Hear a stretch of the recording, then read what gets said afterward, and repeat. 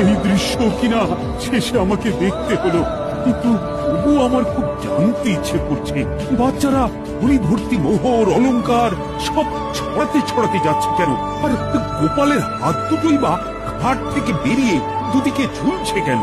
মহারাজ, আর একটা ব্যাপার কি আপনি লক্ষ্য করেছেন? কি বলতো? গোপালের দেহ ভাড়া কাঁধে করে নিয়ে যাচ্ছে।